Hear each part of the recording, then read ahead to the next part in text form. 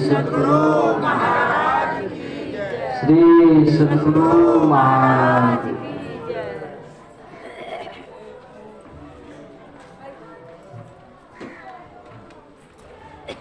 ध्येयं सदा परिभवग्नमभीष्टदोहम्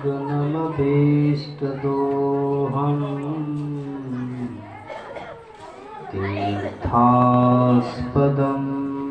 शिवविरञ्चिनुतं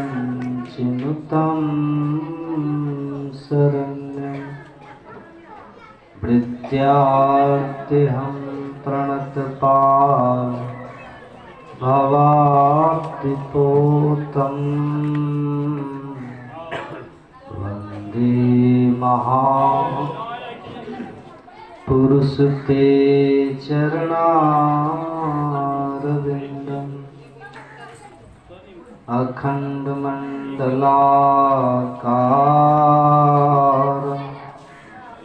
व्याप्तं येन चराचरं तत्पदं दर्शितं येन तस्मै श्री गुरुवे नमः। नित्यशुद्धं निराभासं निराकारं निरञ्जनं नित्यबोधं चिदानन्दं गुरुं ब्रह्मं नमामि। बोलिए प्रेम से श्री सद्गुरु महाराज, श्री सद्गुरु महाराज की, श्री सद्गुरु महाराज की। मंचासीन पूज्य स्वामी कमली बाबा के पाद पद्मों में कोटि नमन। वंचासीन पूज्य अवधेश बाबू, उपस्थित सत्संग प्रेमी महानुभावों, पूजनीय माताओं एवं भक्तिमती बहनों,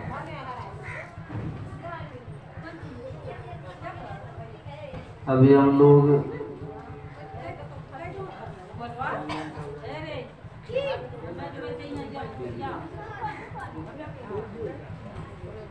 हमारे पूज्य तिलजुगी यादव जी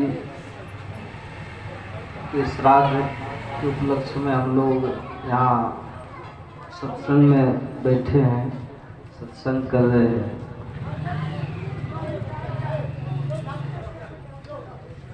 उन्हीं के श्रद्धांजलि समारोह के उपलक्ष्य में, उसी के अवसर पर आयोजित संतमल सत्संग में हम लोग उपस्थित हुए हैं।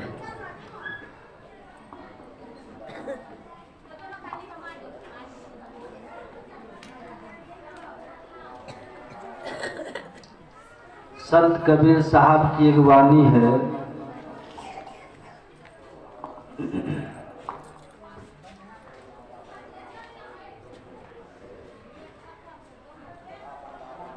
यौवन रहे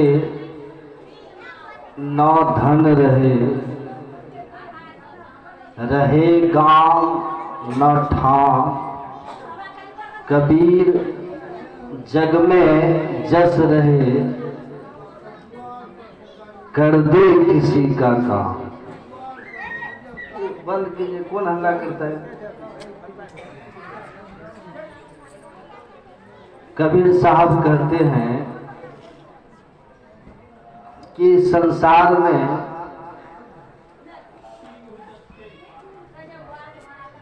किसी का धन वैभव हमेशा नहीं रहा, ना ही किसी के साथ गया है। गांव, समाज, परिवार सब एक दिन छूट जाता है।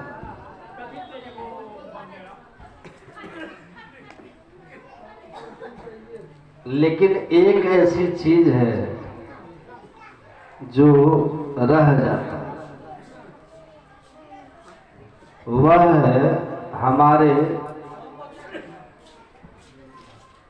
द्वारा हुआ जस और अपजस।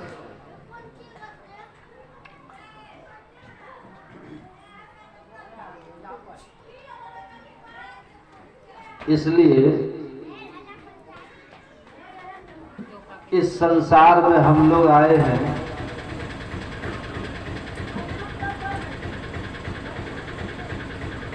तो अपने पीछे जस छोड़ करके जाना चाहिए।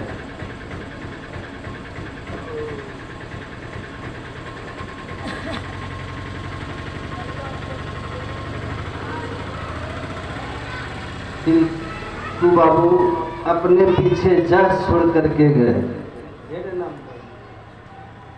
जो शरीर छोड़े तिलकू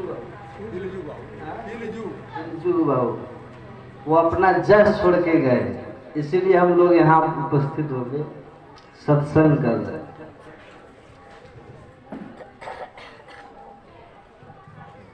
उन्हीं की याद में शरीर का इस संसार में कुछ समय के लिए रहना होता है और फिर शरीर को त्यागना ही पड़ता है। लेकिन इस शरीर की इतनी महिमा है कि इस शरीर से जो हम कर जाते हैं वो अनंत काल तक रहता है, अनंत काल तक रहता है। जीवन इस शरीर के साथ जो शुरू हुआ मां के गर्भ से, उसका एक दिन अंत होना है, अंत होगा। ये सच्चाई है। भगवान श्री कृष्ण अर्जुन को समझा के कहते हैं कि आपको मरने का डर नहीं होना चाहिए, क्योंकि डरना उस चीज से चाहिए जो चीज हमारे जीवन में निश्चित नहीं है। हमारा जन्म हुआ है, हम पढ़ लिख करके क्या बनेंगे, ये संबंध में बहुत सारी बातें हो सकती है कि पढ़ रहे हैं आप तो क्या बनेंगे, पास करेंगे या फेल करेंगे। इन सब बातों पर व्यापार बिजनेस में आपको लाभ होगा, हानि होगी, ये सब अनिश्चित है। लेकिन जिनका जन्म हुआ उनको इस बात में कोई संशय नहीं है कि मृत्यु होगी। जातस ही ध्रुवो मृत्यु होगी। भगवान श्री कृष्ण ने कहा है अर्जुन, जन्म लेने वाले की मृत्यु निश्चित होती है, इसमें कहीं कोई संशय नहीं। एक बघेला नरेश थे, बहुत बड़ा राजमहल था उनका, इतना सुंदर राजमहल बनाए थे वो कि कहते हैं उस समय वैसा महल किसी को नहीं। जो जाते थे उनसे वो कहते कि हमारे महल को जरा आप देखिए और कहिए अगर इसमें कहीं कोई कमी हो तो बताइए। तो उस तरह का महल किसी ने कभी देखा ही नहीं। तो जो देखते थे आश्चर्यचकित होकर के उनके महल की तारीफ ही करते थे। संत कबीर साहब उसी महल में गए, बघेला नरेश ने उनको भी अपना राजमहल पूरा दिखाया संत कबीर साहब को, और कहा इस राजमहल में आपको कहीं कोई कमी दिख रही है? तो संत कबीर साहब ने कहा कि मुझे आपके इस राजमहल में 2 कमी दिख रही है। राजा ने कहा कि आज तक किसी ने कोई कमी नहीं बताई, आप कह रहे हैं तो यथाशीघ्र बताइए, मैं उस कमी को दूर करूंगा। संत कबीर साहब ने कहा कि पहला कमी ये है कि ये जो राजमहल इतना खूबसूरत है, यह सब दिन ऐसा नहीं रहेगा। एक न एक दिन खंडहर में बदल जाए।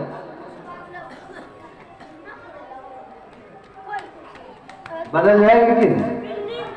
एक न एक दिन ये महल, अगर आप ऐसी व्यवस्था कर सको कि ये राजमहल सदा बना रहे तो बहुत अच्छी बात। राजा ने कहा कि महाराज ऐसा कैसे संभव हो सकता है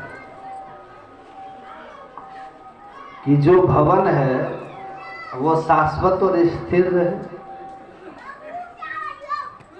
जो बना है आज नहीं तो कल, नहीं तो 100 वर्ष बाद, 1000 वर्ष बाद तो उसको ढाना ही पड़े, खंडहर में उसको बदलना ही पड़े। और तेज भूकंप अभी अगर आ गया तो अगले क्षण भी धराशायी हो सकता है। तो ये तो संभव नहीं है कि कोई भी महल शाश्वत हो। तो उन्होंने कहा कि तब दूसरी कमी ही दूर कर दीजिए। दूसरी कमी क्या है? संत कबीर साहब ने कहा इस महल को जिसने बनाया है और जो इस महल का अपने को मालिक कहता है वो भी इस महल में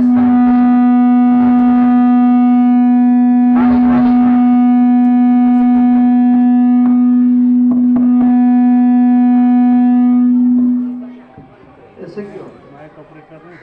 उसको तो यहाँ बैठना चाहिए ना, यही दिक्कत है।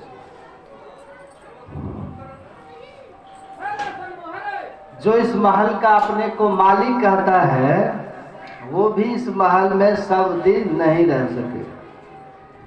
अगर ऐसी व्यवस्था हो कि इस महल का स्वामी सब दिन इस महल को छोड़ के उसको जाना न पड़े, उसका मालिकाना हक उससे छीना न जाए, बॉक्स को उधर हटाओ, यहीं पे लगा दिए माइक, यही बॉक्स।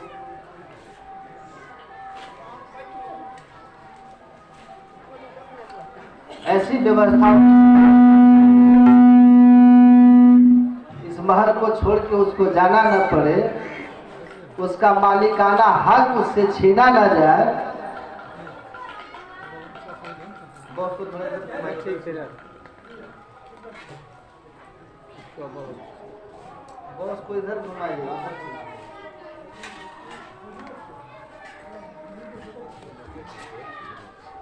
बोलिए श्री सतगुरु। राजा इस पर भी मौन हो गए। इसीलिए जो उगे सो अस्थवे, जामे सो मरी जा, जो चुनिए सो ढही पड़े, फूले सो कुला। जो जन्म लिया है उसको तो मरना है कि नहीं? जो बना है उसको बिगड़ना है, जो फूला है उसको कुम्हलाना है। तो फिर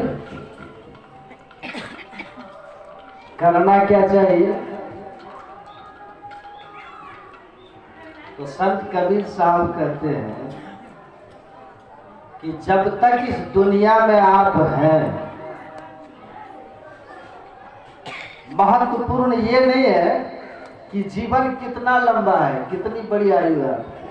जीवन कितना लंबा है ये महत्वपूर्ण नहीं है। जीवन आप जिए कैसे, जितना दिन जिया आपने उसको जिया कैसे, ये महत्वपूर्ण है। 100 वर्ष तक आपकी जिंदगी रही और आप ऐसे ही दुनिया में सामान्य जीवन जीकर चले गए जिसका कोई अर्थ नहीं, वो जीवन व्यर्थ है, कोई अर्थ नहीं। अब वही 19 साल में खुदीराम बोस की तरह अगर आपकी जिंदगी है 19 साल की, तो बड़ी जिंदगी है। स्वामी विवेकानंद बहुत दिन दुनिया में नहीं थे, 39 साल। और स्वामी रामतीर्थ 33 वर्ष, और शंकराचार्य जी महाराज 32 साल। जीवन बहुत छोटा था इन लोगों का, लेकिन कितना महान जीवन था। मुहूर्तमपि प्रज्वलितम श्रेयो धूमा यदि सहस्रेयम।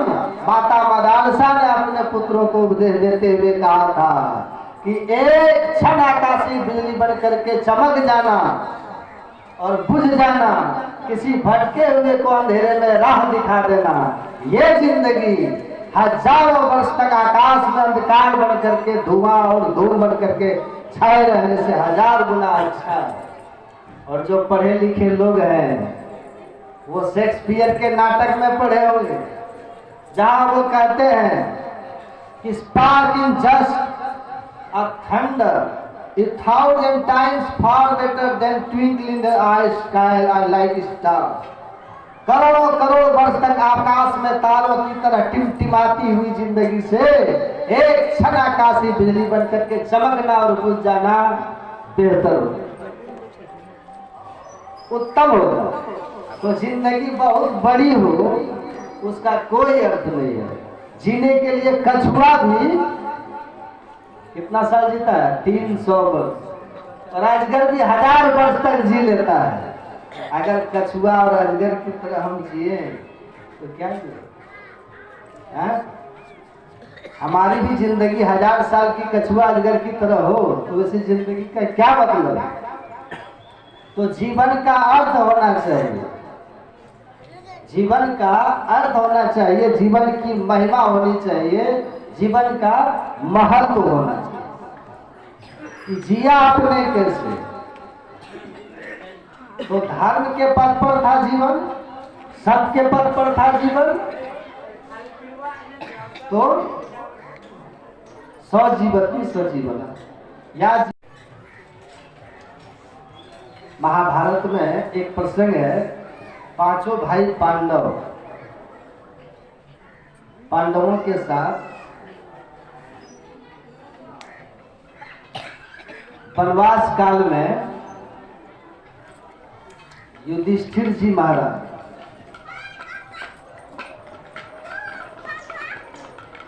एक वृक्ष के नीचे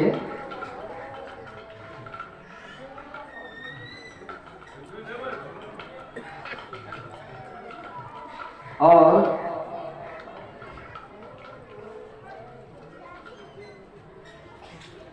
वहां एक यक्ष था, वहां उन लोगों को प्यास लग गया, पांडवों को। आसपास कोई तालाब नहीं था,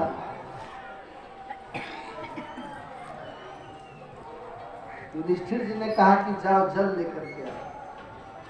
एक भाई वृक्ष पर चढ़े और उन्होंने देखा कि कुछ दूर वृक्ष पर जल में रहने वाले बहुत से पक्षी बैठे हुए। कहा लगता है पास में कोई तालाब है। जलपात्र लेकर छोटा भाई सहदेव चला गया। बहुत शांत और स्वच्छ सरोवर था, तालाब था। उस शांत सरोवर का जल पीना चाहा। वृक्ष पर से एक यक्ष था, उसने आवाज दिया कि आप जल पीने के पहले मेरे सवालों का जवाब दें। यह तालाब मेरे द्वारा संरक्षित है, मैं इसका सुरक्षा कर रहा हूं। अगर मेरी इजाजत के बिना आप जल पिए तो प्राणांत हो जाए, आपकी मृत्यु हो जाए।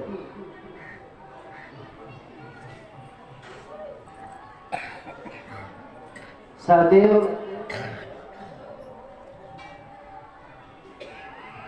उसकी बातों पर ध्यान नहीं दिया और जल पी लिया।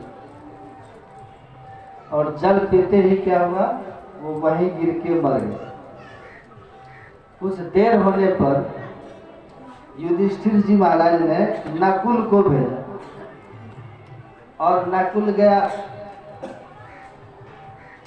यक्ष उससे भी यही सवाल किया, वो भी उसकी बातों को अनसुना किया, जल पिया वो भी मरा।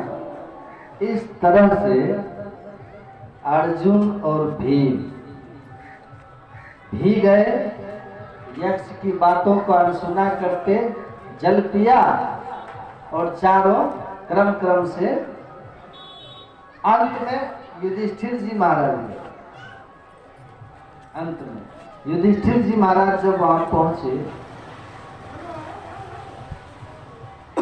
तो अपने भाइयों को मृत अवस्था में देख करके आश्चर्यचकित हो कि एक कितने वीर है, अकेला महारथियों को, कई महारथियों को पराजित कर दे और ऐसे ऐसे वीर यहाँ मृत पड़े, उनको कौन मार सकता है। प्यास बहुत जोरों की लगी थी, पानी पीने के लिए झुके तो वृक्ष पर बैठे यक्ष ने इनसे भी कहा कि खबरदार युधिष्ठिर, तुम्हारे भाइयों का जो दशा हुआ है वही तुम्हारी होगी अगर मेरे सवालों का जवाब दिए बिना तुमने जल ग्रहण कर लिया। कहा कि कहिए क्या सवाल है आप। तो बहुत से सवाल पूछे गए, उसमें एक सवाल ये था कि किम आश्चर्यम, आश्चर्य क्या है।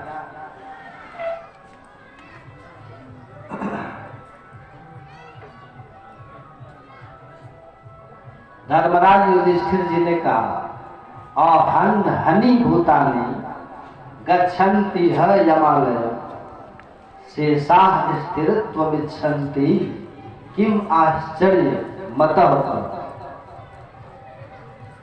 युधिष्ठिर जी ने कहा कि रोज लोग मर मर के इस धराधाम से यमराज के मेहमान बन रहे,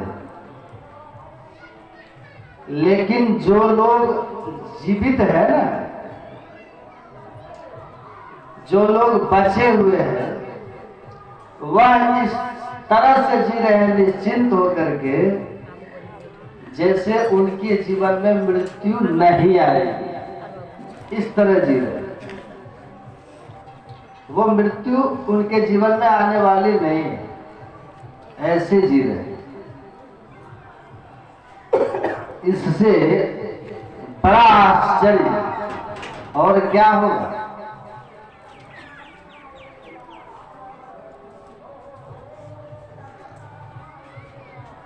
जब कोई गुजरता है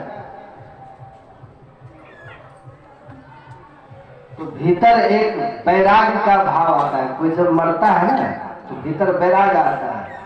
धर्म शास्त्रों में इसको शमशान वैराग्य कहा है, इसको मत आइए शमशान वैराग्य। यानी एक दिन तो सबको गुजर जाना, यहाँ कुछ नहीं है, थोड़ा सा वैराग्य आता है, आंख बंद सब खत्म। लेकिन कुछ क्षण के बाद फिर वो पूरी तरह से पुनर्मुसिको भव, जैसे पहले थे वैसे ही अवस्था में फिर आकर के मगन हो जाए, मरकट वैराग्य, मरने के तैयारी नहीं कर। और जो मृत्यु की तैयारी जीवन काल में नहीं करता है उसकी मृत्यु बड़ी दुखद होती है, बड़ी दुखद मृत्यु होती है उसकी। कहते हैं देखो माया जोड़ी जोड़ी नर राखत जतन करी कहत है कि दिन मेरे काम आई है आ तो ही तो मरत कछु बेरियो न लागे सठ देखत ही देखत बबूला से बिलई है। धन तो धन ही रहे कोड़ी नहीं संग गए आ रीते हाथ आए थे सो रीते हाथ जई है आ करी है सुकृति यह बेरिया न फिर आवे सुंदर कहत नर फिर पछतई है। सुंदर दास बहुत बड़े महान संत हुए। संत दादू दयाल जी महाराज के शिष्य थे और पढ़े लिखे विद्वान शिष्यों में संतों में सुंदर दास जी का स्थान जगत गुरु शंकराचार्य जी के बाद श्रेष्ठ माना जाता है। धर्म शास्त्रों का बहुत अध्ययन था उनको और अंतर अनुभूति तो थी ही। तो कहते हैं कि आप जोड़ जोड़ करके माया तो बढ़ा रहे हैं और इस भाव में आप जी रहे हो कि एक दिन ये हमारा काम आएगा है? आप एक दिन काम आएगा कि चक्कर में जमा करते जा रहे हैं, इसी बीच जमराज आ जाते हैं। यमराज आ जाते हैं और कहते हैं कि चलिए हैं? और जब यमराज आएंगे कहेंगे चलिए तो वहां आपकी कोई बुद्धि काम करेगी? नहीं करेगी। कोई चतुराई वहां काम नहीं करती यमराज के सामने। और यमराज कभी भी आ सकते हैं, नहीं बालक नहीं जोपने नहीं वृद्धि कछु बंद। वह अवसर नहीं जानिए जब आज पड़े जमफन तो कभी भी आ जाता है, कभी भी भाग सकते नहीं हैं आप। एक नवयुवक के पास यमराज आ गए, कहा कि चलो। नवयुवक ने यमराज से कहा कि आप कौन हैं? कहा हम यमराज। अरे आप अभी कैसे आ गए? अभी तो मैं पढ़ ही रहा, नौकरी करूंगा, व्यापार करूंगा, पैसे कमाऊंगा, विवाह करूंगा। अभी तो हमारी बहुत सारी कल्पनाएं और बहुत सारे तमन्नाएं हैं, आप अभी इतना जल्दी आ गए। कहा बाबू हम तो सही समय पर आते हैं, आपके लिए इतना ही था, बस हो गया। कहा कि चलना पड़ेगा? कहा बिल्कुल। देखो डायरी देखो, मेरा एक नंबर में तेरा ही नाम है, तुम्ही से शुरू हो रहा हूं। कहा यमराज महाराज थोड़ा क्षमा कीजिए, अब आ गए हैं, चलना ही है तो चाय बना रहा हूं, कम से कम चाय पीकर साथ चले। यमराज ने कहा अच्छा तुम विद्यार्थी है और यमराज का स्वागत तो पहली बार कोई चाय से कर रहा है, वरना यमराज को कौन स्वागत करता है भाई? कहा चलो ठीक है चाय पी लेता। कहा कि भाग करके नहीं जाऊंगा, देखते रहना, सामने से आ रहा हूँ यमराज जी, चीनी नहीं है। कहा अच्छा ठीक है जाओ लेके आओ। कहाँ जाओगे? भाग में? भाग के भाग नहीं सकता है। वो गया लड़का, चीनी रख और नींद की गोली खरीद के लिया, चाय बनाई, चाय में नींद की गोली मिला करके और यमराज को पिला दिया। गर्मी का दिन था, हवा चल रही थी पंखे की, चाय में नींद की गोली थी, यमराज पिए, यमराज को नींद आ गई। आराम से यमराज जी सो गए। जैसे यमराज सोए तो एक ये क्या किया लड़का, एक व्हाइटनर लाया और अच्छी तरह से अपना नाम एक नंबर से मिटाया और नीचे दे दिया। इसका नाम किसका नाम है? अपना नाम मिटा करके नीचे लिख दिया और नीचे वाले का नाम ऊपर लिख दिया। यमराज जगे और तब इसने कहा यमराज आप तो अपने नियम के पक्के हैं, अपने नियम से आप चलते हैं, आप अपनी डायरी को देख। लड़का ने कहा कि डायरी आप देखें। यमराज ने कहा बेटा भगवान भी परवर प्रेम के प्याले पढ़ के प्रभु को नियम बदलते देखा, प्रबल प्रेम में पढ़ करके तो प्रभु ने भी नियम बदला है। तो हम तो प्रभु के अनुचर हैं कि धराधाम पर पहले व्यक्ति हो तो इसने जमराज को बिछावन दिया, पंखे की हवा दिया, चाय पिलाई, मैं बहुत प्रसन्न हूँ। और इसलिए मैंने अब अपने विचार बदल दिए। कहा क्या विचार बदले महाराज? कहा बस यही कि अब मैं लिस्ट में ऊपर से नहीं बेटा नीचे से उठाना शुरू करूँगा, नीचे से उठाऊंगा। तो आप यमराज के सामने चतुराई आप नहीं दिखा सकते, उठा लिया यमराज, तो आप जोड़ते रहिए और वो बीच में ही आ जाएंगे। कोई बहाना फिर नहीं चलेगा, ये काम अधूरा रह गया, ये काम अधूरा रह गया, टाइल्स मार्बल बच गया है, थोड़ा पोते का मुंह देख लेता, पोती की शादी देख लेता, कुछ नहीं देखने सुनने वाले हैं। तो कहते हैं आप जीवन भर जोड़ते रहते हो पर अपने जाने के बारे में नहीं सोचते हो। जाने के बारे में सोचो थोड़ा, उसकी भी तैयारी करो। एक महात्मा जी थे, उनसे एक गृहस्थ ने कहा कि महाराज ईश्वर को स्मरण करने का सबसे उत्तम समय क्या है? महात्मा जी ने कहा अंतमति सोगति, अंतिम समय में, मृत्यु काल में जैसा आपका मनोभाव होगा उसी गति होगी। तो मृत्यु काल में ईश्वर का स्मरण करना सबसे उत्तम काल है ईश्वर स्मरण करने के लिए समय। तो उसने कहा महाराज मृत्यु कब आएगी ये पता कहाँ है? जो मृत्यु काल हम जान जाए जब मृत्यु आने वाली है तो हम स्मरण करना शुरू कर दें, भगवत भजन करना शुरू कर दें, मंत्र जपना शुरू कर दें, ध्यान करना शुरू कर दें। ये हमें पता कहाँ है?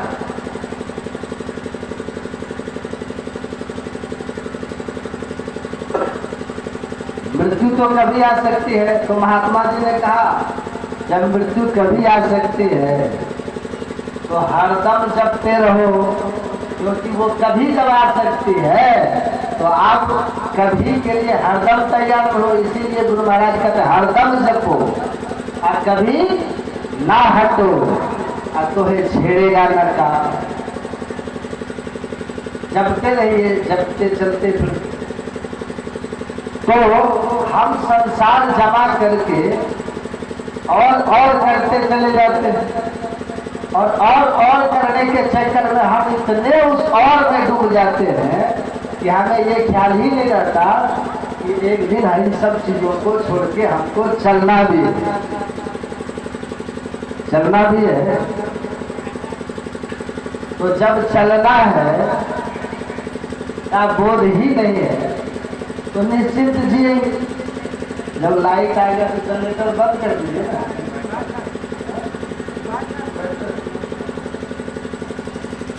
और जो निश्चिंत होके जी रहा है उसके लिए जब मृत्यु आएगी तो बड़ा दुखद क्षण होगा। तो युधिष्ठिर जी महाराज कहते हैं यक्ष को कि अहन हरि भूतानि गच्छन्ति है यमालयम। रोज लोग मर करके इस मरघट यमराज के घर जा रहे हैं और जो लोग यहाँ है वो निश्चित होके जी रहे कि हम मरेंगे और इसके लिए उनकी कोई तैयारी भी नहीं है, परलोक की कोई व्यवस्था नहीं कर रहे। तो इससे बढ़कर के आश्चर्य और क्या होगा? ये सबसे बड़ा आश्चर्य है।